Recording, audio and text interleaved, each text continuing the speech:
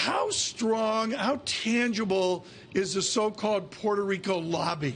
Is it a valid entity with power in your Washington? It exists. I think the hard part they face right now is their members in Congress don't actually have a vote. And so they basically need to focus on lawmakers that have constituencies, lawmakers in New York specifically, like Chuck Schumer, that are very dedicated to kind of the constituents with Puerto Rican ties.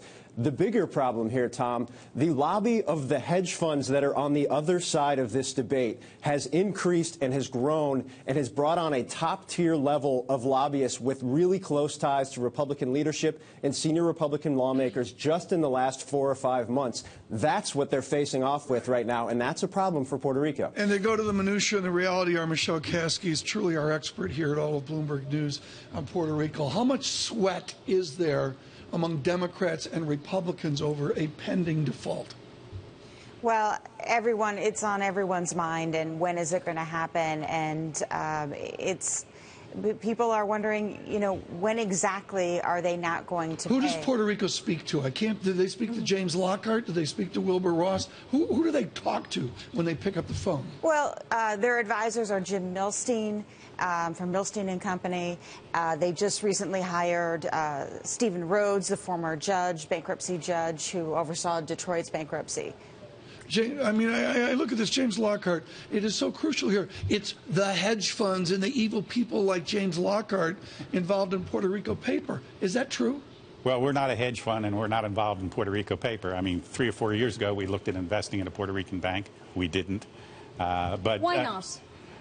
Partially because of all the bad debts there and the economy. It's hard to invest in an area where the economy is continuing to go south. And the other thing is very important is the political situation in any country or Commonwealth or whatever Puerto Rico is.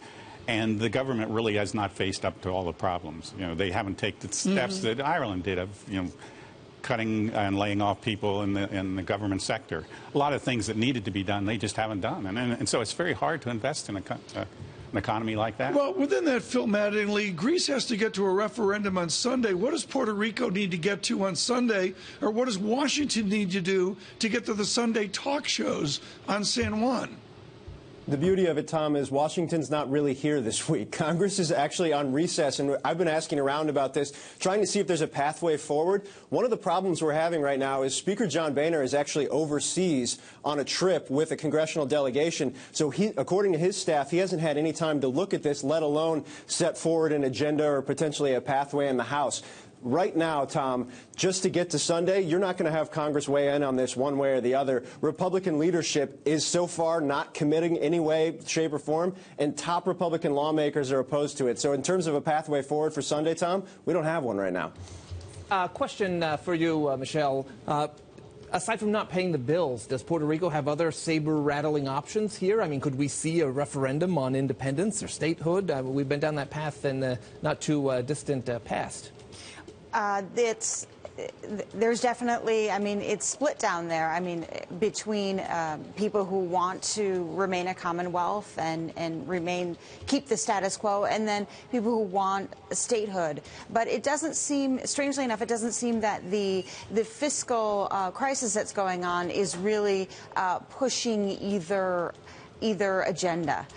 There's still people who they were raised in a house that was pro-statehood or pro-commonwealth, and they're going to keep that stance. Michelle Kaske, thank you so much. Phil Mattingly in Washington as well.